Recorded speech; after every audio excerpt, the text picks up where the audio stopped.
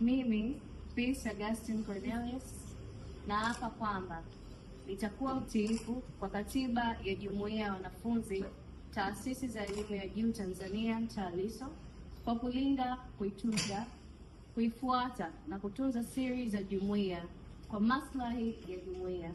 Pia nitatoa huduma bora kwa usawa na kwa watu wote bila kujali misingi ya dini, siasa, kabila, undugu, ukanda, jinsia, urafiki au hali ya mtu.